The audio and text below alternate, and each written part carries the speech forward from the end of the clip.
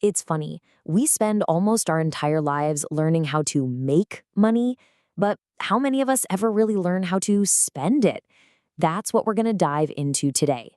We're going to explore some of Morgan Housel's brilliant ideas on how to use money not just to get by, but to build a genuinely richer, happier life.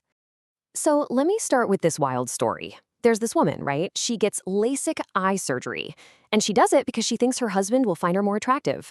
But he doesn't. And she is absolutely crushed. She even says the surgery ruined her life.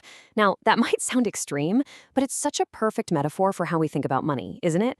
We often get exactly what we think we want, only to find out it doesn't give us what we actually need. And that right there, that brings us to this core problem, something we could call the happiness miscalculation. See, we all kind of make this basic assumption, don't we? That if we just had more money and all the cool stuff it can buy, we'd automatically be happier. But of course, the reality is, well, it's a lot more complicated than that. So let's just ask the big question right now.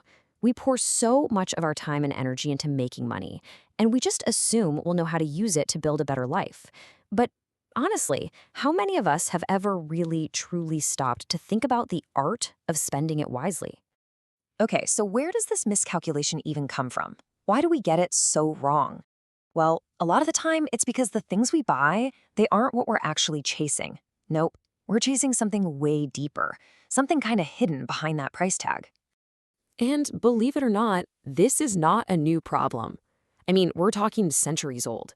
The economist Adam Smith, yeah, that Adam Smith, he absolutely nailed this all the way back in 1759. He basically said that the main reason people want to get rich, it's not really about comfort or pleasure, it's about vanity. It's that simple human desire to be seen, to be noticed, to be admired. And that really gets to the heart of it all. You know that feeling, that urge for the nicer car, the bigger house?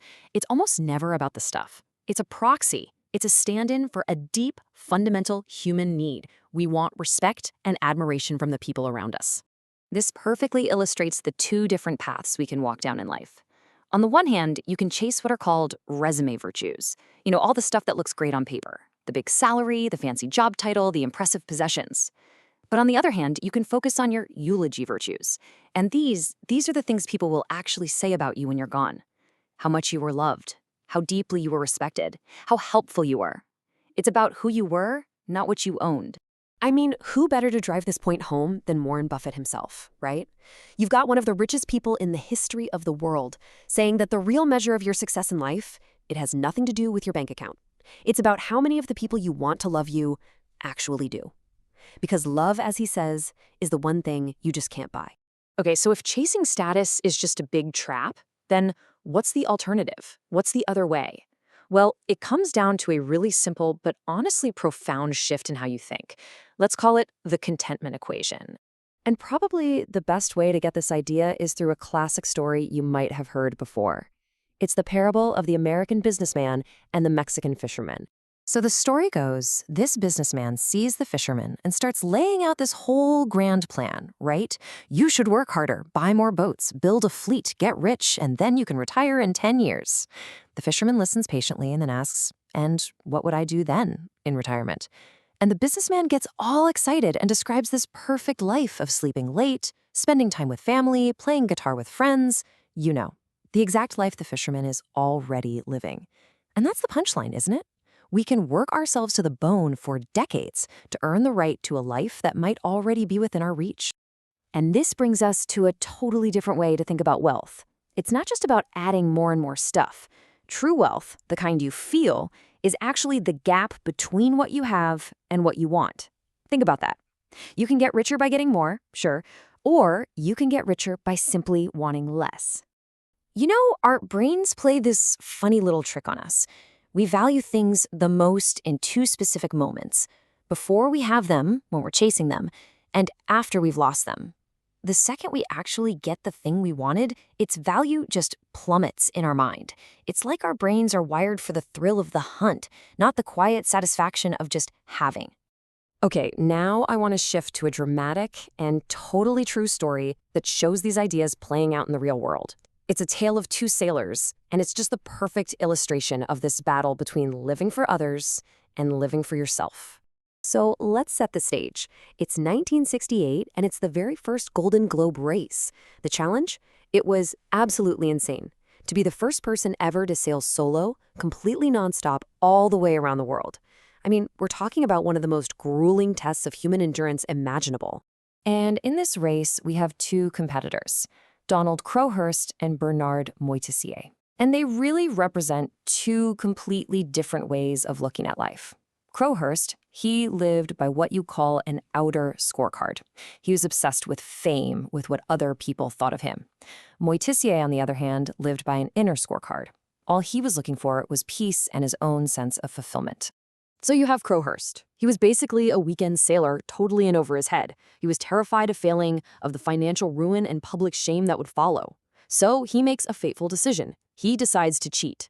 He starts radioing in fake positions, making it look like he's making incredible progress around the globe, when in reality, he was just drifting, alone in the Atlantic. But this web of lies, it becomes a kind of psychological prison. Through a bizarre series of events, the other sailors drop out, and suddenly Crowhurst is on track to win the whole thing. A victory, of course, that would mean a hero's welcome and a public inspection of his logs, which would expose his fraud. He was trapped. Facing this impossible choice, his mind just unraveled, and these were the last haunting words found in his logbook before his boat was discovered, empty. Now, at the exact same time, you've got Bernard Moitessier. He's a true master sailor. He's in the lead, about to win the race fair and square. He's nearing the finish line. Fame and fortune are waiting for him. And then he makes a decision that just stunned everyone. Instead of sailing home to become a hero, he uses a slingshot to launch a message onto the deck of a passing ship. The message says he's abandoning the race. And his reason? He said he was continuing on because he was happy at sea and he wanted to save his soul.